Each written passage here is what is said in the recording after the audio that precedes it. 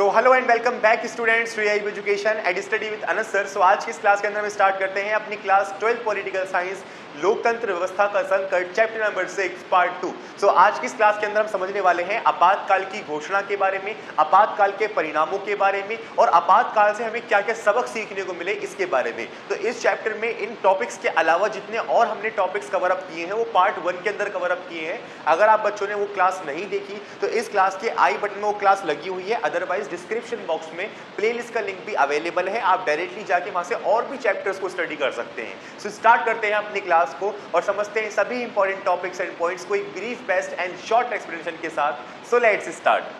तो चलिए स्टूडेंट्स शुरू करते हैं अपनी क्लास को और समझते हैं सभी इंपॉर्टेंट टॉपिक्स एंड पॉइंट्स को एक brief best and short explanation के साथ। तो सबसे पहले हम बात करेंगे अपने आपातकाल का जो प्रोसेस था, यानी कि आपातकाल किस तरीके से देश में लागू हुआ, उस समय पर क्या क्या परिस्थितियां चल रही थी जिसकी वजह से आपातकाल लगाना इतना ज़्यादा ज़रूरी हो गया। तो समझते हैं आपातकाल की घोषणा के टॉपिक को कि आखिर वह क्या स्थिति थी जिसकी वजह से आपातकाल को हमारे देश के अंदर लगना पड़ा। तो चलिए शुरू करते हैं। तो जैसा कि मैंने बताया कि 12 जून 1975 को इलाहाबाद उच्च न्यायालय के न्यायाधीश जगमोहन लाल सिंह ने इंदिरा गांधी के 1971 के लोकसभा चुनाव को असंवैधानिक घोषित कर दिया, उसको अमान्य माना। अब 24 जून 1975 को सर्वोच्च न्यायालय ने उच्च न्यायालय के फैसले पर स्थानादेश सुनाते हुए कहा कि अपील का निर्णय आने तक इंदिरा गांधी संसद की जो है सदस्य बनी रहेंगी, परंतु मंत्रिमंडल की बैठक में भाग नहीं लेंगी। ठीक है, यहाँ पे आप लिख लीजिएगा इंदिरा गांधी संसद की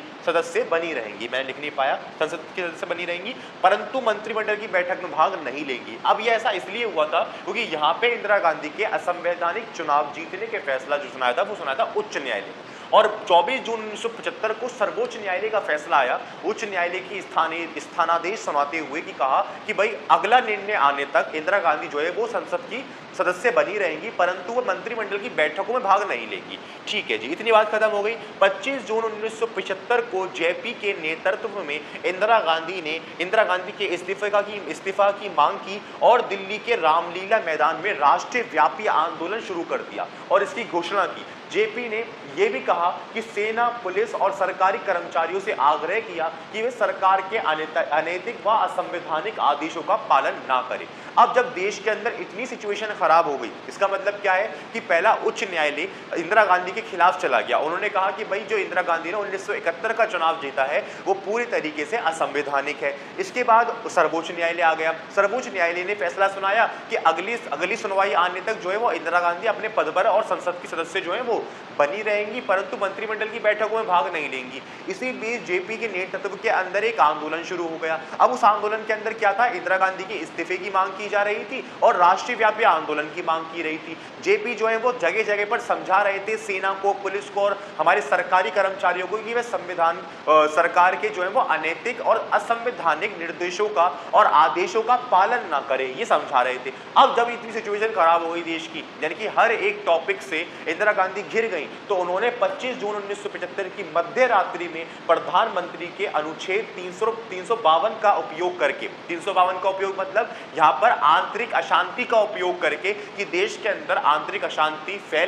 फैल गई है, उसको ठीक करने के लिए हमें आपातकाल लगाना पड़ेगा। तो यहाँ पर इंदिरा गांधी से प्रधानमंत्री है तो उन्होंने राष्ट्रपति से अपील करी और फिर परिणाम क्या हुआ कि राष्ट्रपति से आपातकाल लगाने की सिफारिश करने के बाद तत्कालीन राष्ट्रपति थे फखरुद्दीन अली अहमद, उन्होंने आपातकाल की घोषणा कर दी 18 महीनों के लिए। तो ये था आपातकाल का लागू होने का प्रोसेस। तो होपफुली समझ में आया होगा आपको। इसमें 3 बातें याद रखनी है। पहली 12 जून की बात याद रखनी है, फिर 24 जून की सर्वोच्च न्यायालय वाली बात याद रखनी है और फिर जेपीजी की बात रखनी है 25 जून वाली। और जिस दिन जेपीजी का जो नेतृत्व हुआ था, आंदोलन शुरू हुआ था, उसी बीच में 25 जून को हमारे देश के अंदर क्या लग गया था, आपातकाल लग गया था। तो यह आपातकाल के लागू होने का प्रोसेस था। अब हम समझते हैं कि आपातकाल जब लागू हो गया तो उसका परिणाम हमें क्या देखने को मिला।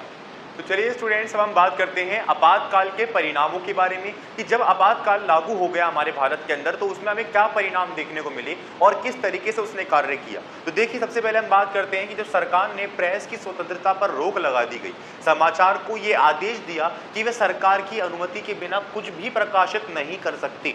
इसको प्रेस सेंसरशिप के नाम से जाना गया। ये आप ध्यान रखिएगा कि जो सरकार ने समाचार के दफ्तरों की बिजली काट दी गई, उनको ये आदेश दिया कि वो बिना किसी इजाज़त के कोई भी खबर को नहीं छाप सकते, उनको एक तरीके से बंदिश दी, उनके अधिकारों को निलंबित किया। तो इन सारे प्रोसेस को हमने प्रेस सेंसरशिप के नाम से जाना, ये आप खास ध्यान रखिएगा। तो प्रेस सेंसरशिप का मतलब हम यहाँ से ये समझे कि बेसिकली समाचार पत्र के अधिकारों को निलंबित करना, यानी कि उस पर रोक लगाना। शक्तियों का केंद्रीकरण कर दिया गया, यानी विधायिका से और कार्यपालिका से जितनी बात शक्तियां थी उन सब को समेटकर सिर्फ और सिर्फ केंद्रीकरण, यानी केंद्र सरकार के पास शक्ति आ गई। और जैसा कि तुम लोग जानते हो कि राष्ट्रीय आपातकाल का मतलब ही यही होता है कि पूरे देश की समस्त शक्तियां जब इकट्ठी होकर एक जगह पर आ जाती हैं तो वही तो आपातकाल कहलाता है। तो यहाँ पर हमने यही करा कि शक्तियों का विकेंद्रीकरण कर दिया, नागरिकों के मौलिक अधिकारों को निलंबित हो दिया, यानी कि नागरिकों के जो मौलिक अधिकार थे उनको पूरी तरीके से हमने रोक लगा दी, भाई कोई मौलिक अधिकार नहीं है, अभी शांति से बैठे रहो। इसके बाद क्या हुआ, इंडियन एक्सप्रेस जैसे समाचार दफ्तरों को जिस समाचार को छापने से रोका जाता था वह उसकी जगह खाली छोड़ दिया करते थे, ताकि लोगों को ये पता लग सके कि सरकार ने हमें यहाँ पर खबर छापने से रोका है। तो इंडियन एक्सप्रेस जैसे और स्टेटस मैन जैसे जो हमारे सरकारी समाचार अब दफ्तर थे, उनके ऊपर जो निलंबित लगाया था, उनके ऊपर जो आदेश लगाए थे कि वो किसी तरीके की कोई खबर जो है वो हमसे बिना पूछे नहीं छाप सकते। तो इस जगह इस बात को सुनकर ये जो सरकारी दफ्तर थे ये क्या करते थे, उस जगह को ही खाली छोड़ दिया करते थे, ताकि लोग समझ जाएं कि सरकार ने हमें इस काम को करने से रोका है। तो ये आप खास ध्यान रखिएगा कि ये जो हमारे भारत के अंदर स्थिति चली थी ना, ये भारत के जो संविधान का संशोधन हुआ था वो हुआ था 38, 39 एंड 42। और ये जो सारी मैं आपको बातें बता रहा हूँ ये 42 के संविधान संशोधन की बता रहा हूँ और इसी से संबंधित आगे भी बताऊंगा। देखिए, कन्नड़ के लेखक शिवराम करांत ने तथा हिंदी लेखक फणीश्वर नाथ ने अपनी पदवी को सरकार को वापस लौटा दिया। उन्होंने बोला कि हमें ऐसी पदवी की जरूरत ही नहीं है, जो आपने हमें सम्मानित करने के लिए दी है इसको वापस रख लीजिए।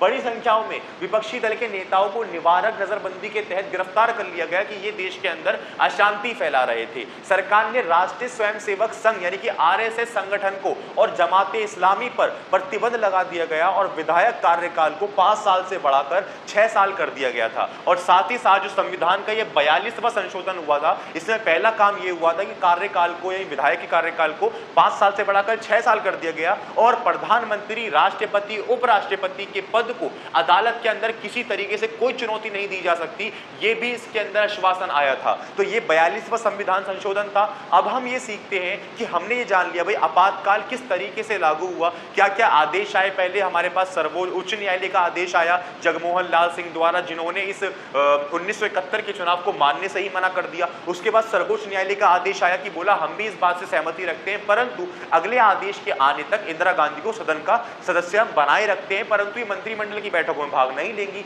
तभी 25 जून 1975 के अंदर जेपी ने एक आंदोलन का नेतृत्व किया, जिसके अंदर इंदिरा गांधी के इस्तीफे की मांग करी और साथ ही साथ इंदिरा गांधी के इस्तीफे की मांग करके इस आंदोलन को राष्ट्रीय व्यापी मोड पर ले जाने को कहा। और जो सरकारी कर्मचारी हैं, सेना है, पुलिस है, उनसे ये आग्रह किया कि आप किसी तरीके से सरकार के कोई भी असंवैधानिक और अनैतिक आदेशों का पालन नहीं कीजिए। तो इतनी गलत सिचुएशन को देखते हुए इंदिरा गांधी ने अपने खिलाफ जाती हुई सभी चीजों को देखकर 25 जून 1975 की मध्य रात्रि में तत्कालीन राष्ट्रपति फखरुद्दीन अली अहमद के माध्यम से पूरे देश के अंदर आपातकाल लगवा दिया। आपातकाल का परिणाम यह हुआ कि सरकारी दफ्तर जो थे, यानी जो हमारे समाचार दफ्तर थे, उनकी सारी शक्तियों को छीन लिया, नागरिकों की सारी शक्तियों को, अधिकारों को हटा दिया गया, मौलिक अधिकारों को पूरी तरीके से हटा दिया गया। 42वें संविधान के संशोधन के माध्यम से विधायक के कार्यकाल को 5 साल से बढ़ाकर 6 साल कर दिया गया। राष्ट्रपति, उपराष्ट्रपति, प्रधानमंत्री के पद को किसी तरीके से न्यायपालिका के अंदर चुनौती नहीं दी जा सकती, इस बात का संशोधन किया गया। साथ ही साथ पूरे देश के अंदर जो सत्ता थी उसका उसका केंद्रीकरण कर लिया गया, कार्यपालिका से, विधायिका से समस्त शक्तियां छीनकर केंद्र में ले आए। तो ये सारी सिचुएशंस हुई थी। इस बात को व्यक्त करने के लिए क्या था कि हमारे इंडियन एक्सप्रेस और स्टेटस मैन जैसे अखबार समाचारों ने, यानी समाचार दफ्तरों ने जिस खबर को छापने से रोका जाता था उस खबर को खाली छोड़ दिया करते थे और इस सारे आंदोलन को हम प्रेस सेंसरशिप के नाम से भी जानते हैं। तो ये सारी चीजें हमने पढ़ ली परिणाम तलक। आ गई बात समझ में? अब हम पढ़ते हैं कि इस आपातकाल के लगने के बाद हमें क्या सबक सीखने को मिला और हमने अपने देश के अंदर क्या चेंज किया जिससे हम अपने आज तलक इस स्थिति को नहीं देख पाए। तो चलिए स्टूडेंट्स, अब हम बात करते हैं कि आपातकाल की स्थिति के बाद आखिर हमें किस तरीके के सबक सीखने को मिले।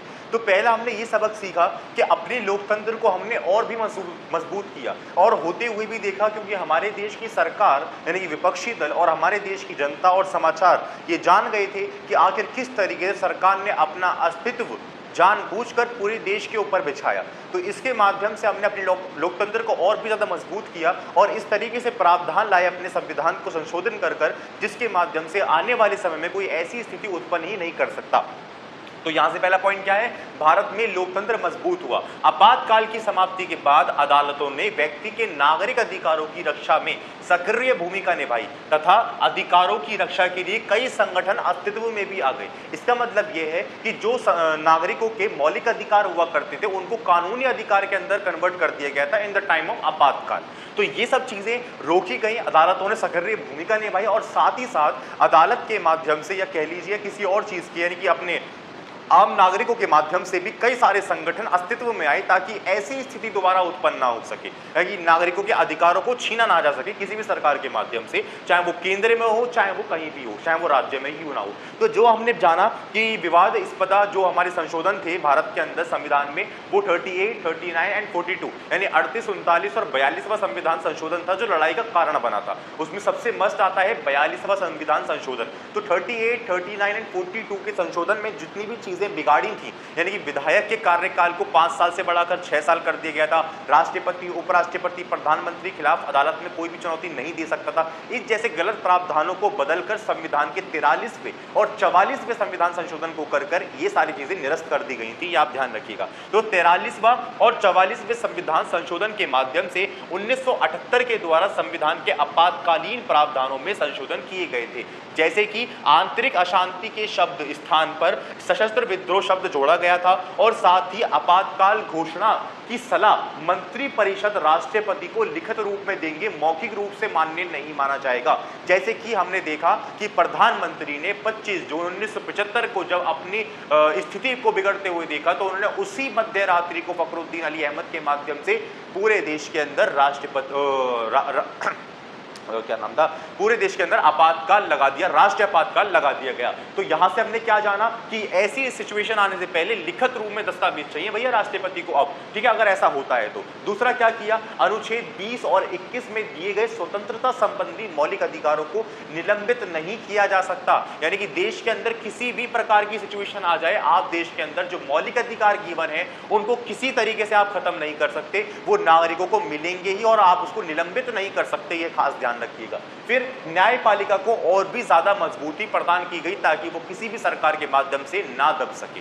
तो ये हमें सबक सीखने को मिला आपातकाल से। तो होपफुली आपको सभी टॉपिक समझ में आए होंगे। हमने तीनों टॉपिक को बहुत अच्छे से समझ लिया। हमने जाना कि भाई आपातकाल किस तरीके से लागू हुआ और लागू जब वो हो गया तो उसके परिणाम क्या हुए, और फिर हमने जाना कि आपातकाल जब लागू होकर भी खत्म हो गया तो हमें उससे क्या सबक सीखने को मिला, और उसके माध्यम से हमने अपने देश के लोकतंत्र में, देश के संविधान में क्या क्या चेंज किया, वो हमने सब कुछ कवर अप कर लिया। तो इस क्लास के साथ आपका चैप्टर भी फिनिश होता है। सो होपफुली सारे डाउट्स आपके क्लियर हो गए होंगे। अगर आपने फर्स्ट पार्ट नहीं देखा तो जल्दी से फर्स्ट पार्ट जरूर देख लीजिए। अगर आपने फर्स्ट पार्ट देख रखा होगा तो ये वाली क्लास आपको बहुत इफेक्टिव तरीके से समझ में आई होगी और सारे डाउट्स भी आपके क्लियर हुए होंगे। बट यदि आपने फर्स्ट पार्ट नहीं देखा तो आई बटन में भी क्लासेस आई होंगी आपके सामने, एंड प्लेलिस्ट का लिंक डिस्क्रिप्शन बॉक्स में अवेलेबल है। आप डायरेक्टली जाके गो थ्रू हो सकते हैं और अपनी पढ़ाई को बहुत इफेक्टिव रूप में कर सकते हैं। सो मिलते हैं नेक्स्ट क्लास के अंदर एक नेक्स्ट चैप्टर के साथ, एक brief, best and short explanation के साथ। Thank you.